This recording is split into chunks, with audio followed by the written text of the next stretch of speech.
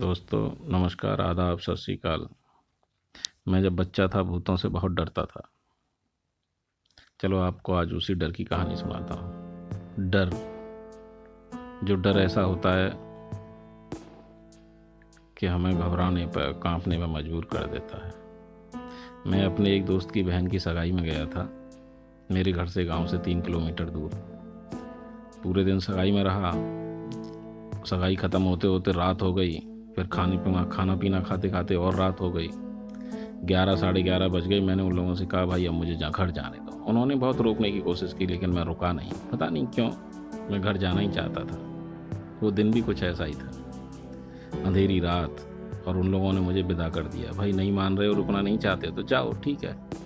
और मैं पैदल पैदल उस गांव से निकल के एक नहर के किनारे पड़ गया, जिस नहर के किनारे मेरा घर और गांव था। उसी पर 3 किलोमीटर जंगल से, खेतों से होकर मुझे जाना था। काफ़ी रात हो चुकी थी। चारों तरफ अजीब अजीब आवाज़ें कीड़ों की आ रही थीं। मेंढक भी टर टर करता था तो मैं डर जाता था। खेतों से नहर पर चलते हुए मैं धीरे धीरे कदम आगे बढ़ा रहा था। एक दूसरा रास्ता भी था, मैं गांव से जा सकता था। एक गांव था और उससे होके जा सकता था। सड़क थी, बिजी रास्ता था, लेकिन वहाँ से गांव से जाता रात को 11-12 बजे उस गांव के कुत्ते मेरा पोस्टमार्टम कर देते। इसलिए मैंने नहर से ही जाना ठीक समझा। और धीरे धीरे धीरे धीरे डरता डरता मैं उस नहर के किनारे चल रहा था। आगे उस नहर को क्रॉस करती एक सड़क होती थी। उस सड़क पे और नहर पे पुल था, और वहीं आसपास के 4-6 गांवों का शमशान घाट था। आसपास के 4-5-6 जितने भी गांव थे उनके मुर्दे वहीं जला करते थे, वहीं अंतिम संस्कार होता था।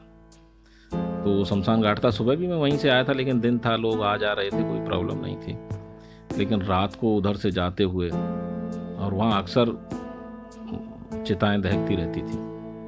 अब जैसे जैसे मैं शमशान के नज़दीक पहुंच रहा था, मेरा डर बढ़ता चला जा रहा था। क्या करूं? कई बार मैं रुका, सोचा लौट के उस गांव से चला जाता हूं, लेकिन कुत्तों के डर से फिर रुक जाता कि कुत्ते मेरा पोस्टमार्टम कर देंगे उस गांव में। फाइनली मैंने उधर से ही जाने का फैसला किया, और एक एक कदम फूंक फूंक के रखता हुआ मैं उधर जाने लगा। जब मैं वहाँ से करीब 700-800 मीटर दूर रह गया उस शमशान से, तो मैं क्या देखता हूँ कि कुछ खिड़कियाँ हैं और लाइटें जल रही हैं। कुछ खिड़कियों से मुझे लाइट दिखाई दे रही है। सुबह तो वहाँ कोई कमरा नहीं था, कोई घर नहीं था। अभी खिड़कियाँ कहाँ से आई, लाइट कहाँ से आई? और मैं समझो इतना डर गया, इतना घबरा गया कि मेरे पैर कांपने लगे।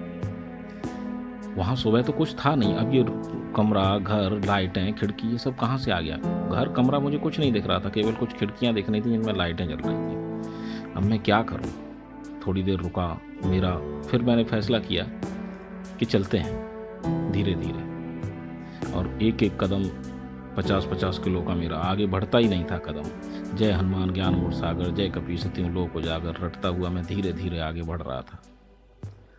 बहुत डर लग रहा था। थोड़ी सी भी आवाज़ कहीं से आती तो मैं घबरा जाता, कांप जाता। जैसे ही मैं धीरे धीरे नहर बह रही थी, नहर की कलकल आवाज़ भी रात में बड़ी भयानक लग रही थी। नहर के पानी की जो आवाज़ थी, कलकल साउंड, वो भी रात में बड़ी भयानक लग रही थी। मैं धीरे धीरे धीरे धीरे उधर बढ़ता चला जा रहा था, और मुझे वहाँ लाइटें अब भी दिखाई दे रही थी। लेकिन जैसे ही मैं पास पहुँचा, मुझे पता चला कि वहाँ रोड पर, पुल पर एक बस खड़ी हुई है जिसमें लाइटें जल रही हैं। उसकी खिड़कियों से वो लाइट मुझे दिखाई दे रही थी। यात्रियों की बस थी, बहुत से यात्री उधर से जाया आया करते थे, और नहर और पानी देख के वो लोग रुक गए थे। उन यात्रियों से 2 मिनट रुक के मैंने बात भी की, तसल्ली हुई मुझे कि चलो बच गया। दोस्तों, अगर मैं उस दिन लौट गया होता ना, तो आज अपने नाती पोते और बच्चों को सुना रहा होता कि मैंने भूत बंगला देखा है, मैंने भूतों को देखा है, भूत बंगला देखा है। जितने भी डर होते हैं ना दोस्तों, उसमें बहुत से तो काल्पनिक होते हैं, होते ही नहीं हैं। बस हमें उन्हें फेस करने की हिम्मत होनी चाहिए। अपने डर को फेस करो, तब पाओगे कि बहुत सारे डर तो थे ही नहीं, हम ऐसे ही डर रहे थे। धन्यवाद।